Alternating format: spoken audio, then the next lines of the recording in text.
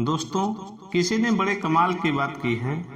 आलसी वही है जिसके जीवन में कोई बड़ा लक्ष्य नहीं, जो जीवन को जीना नहीं काटना चाहता है। दोस्तों, एक छोटी सी कहानी जिसके द्वारा आप जानेंगे कि कैसे आलस आपके जीवन में आप पर हावी होता जा रहा है और कैसे आप उसे अपने जीवन से बाहर निकाल सकते हैं। तो चलिए कहानी की शुरुआत करते हैं। एक बार एक नौजवान लड़का एक महात्मा के पास आता है और उनसे पूछता है कि मुझे आलस क्यों आता है। फिर वे महात्मा उस लड़के को उत्तर देते हुए कहते हैं कि आलस आने के दो कारण हैं। पहला कारण ये है कि जीवन में कोई बड़ा लक्ष्य ना होना, और दूसरा कारण ये कि हमारा मन और शरीर कैसे काम करता है इसकी समझ ना होना। जिसके जीवन में कोई बड़ा लक्ष्य नहीं है उसके जीवन से तो आलस जा ही नहीं सकता, लेकिन जिसके जीवन में कोई लक्ष्य तो है उसे अपने शरीर और मन की समझ नहीं है, वो भी आलस की चपेट में आ सकता है। हमारा मन बहुत ही बड़ा कलाकार है और ये हमें मूर्ख बनाने में ज़्यादा समय नहीं लेता। अगर तुम ध्यान करना चाहते हो तो ये तुमसे कभी भी ध्यान करने के लिए मना नहीं करेगा। ये तुमसे कहेगा कि ध्यान करना ब्रह्म मुहूर्त में ज़्यादा अच्छा होता है। अब ना तो तुम ब्रह्म मुहूर्त में उठ पाओगे और ना ही तुम ध्यान कर पाओगे। ये तुम्हें धन कमाने के लिए कभी भी मना नहीं करेगा, लेकिन ये तुमसे कहेगा धन ही सब कुछ थोड़ी ही होता है, और ये कभी भी तुम्हारा विरोध नहीं करता, बल्कि ये तुम्हें मूर्ख बनाता है। और कमाल की बात यह है कि तुम मूर्ख बनते हो। फिर वो लड़का उन महात्मा से पूछता है कि फिर इसका समाधान क्या है महात्मन।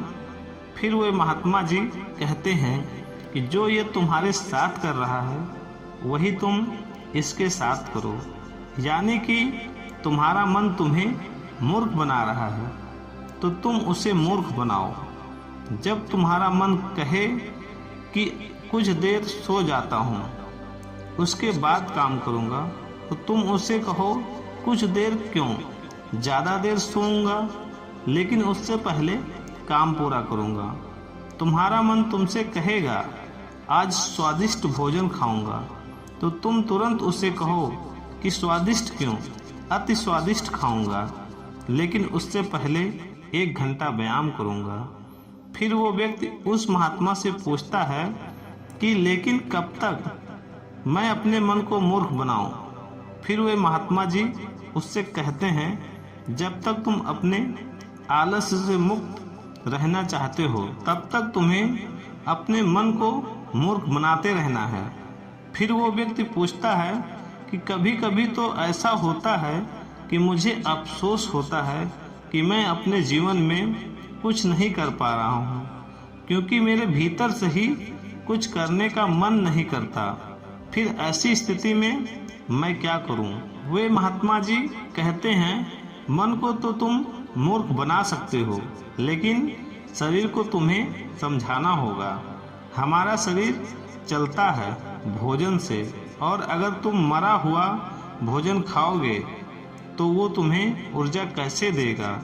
मरे हुए भोजन का अर्थ ये नहीं कि ऐसा भोजन जो व्यक्ति अपने सिर्फ स्वाद के लिए खाता है, जिससे शरीर का उचित विकास नहीं होता, जैसे कि मिठाइयाँ, पिज्ज़ा, बर्गर आदि। इसीलिए भोजन ऐसा करो जो तुम्हारे भीतर ऊर्जा पैदा करे, ना कि आलस, जैसे कि फल, घर का सादा भोजन आदि।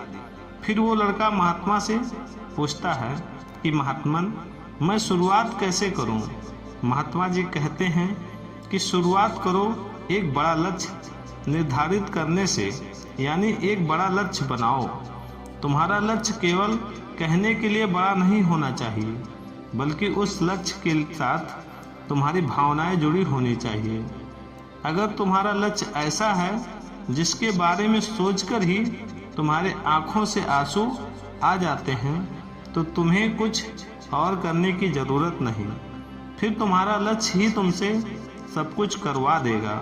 और अगर लक्ष्य इतना बड़ा नहीं है या फिर तुम्हारी भावनाओं के साथ जुड़ा हुआ नहीं है तो फिर अपने लक्ष्य को खोना ही अपना लक्ष्य बना लो। जिस प्रकार भगवान गौतम बुद्ध ने बनाया था, उन्हें सबसे पहले अपना लक्ष्य थोड़ी ही पता था कि वो मिल जाएगी। वे सिर्फ निकल पड़े थे। आशा थी मन में, लेकिन वो भी टूटने लगी थी। लेकिन अंदर से प्यास इतनी गहरी थी कि लक्ष्य को पाकर ही रहे।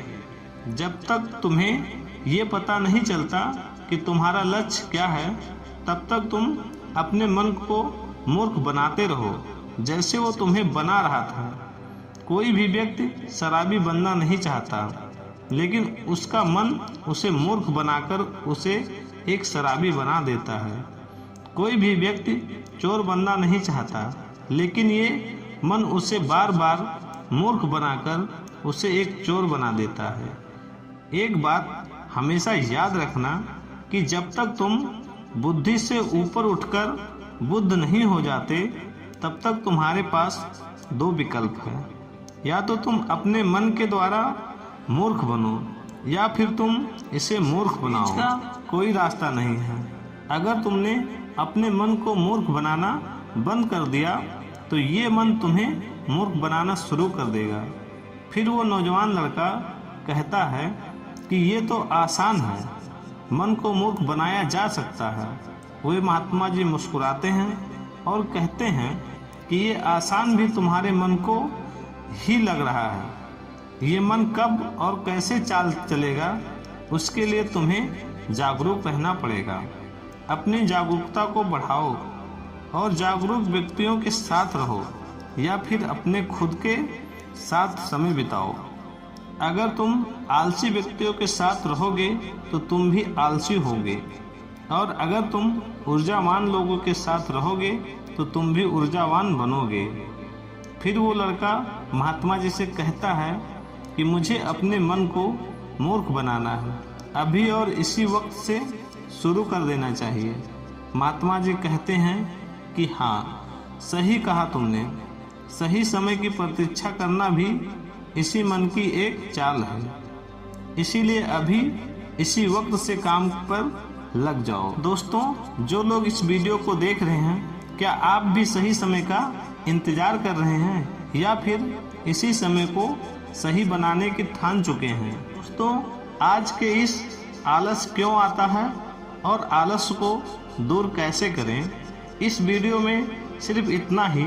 दोस्तों, हम आपसे फिर मिलेंगे एक ऐसे ही इंटरेस्टिंग और लाइफ चेंजिंग वीडियो के साथ। तब तक के लिए आप जहां भी रहिए, खुश रहिए और खुशियां बांटते रहिए।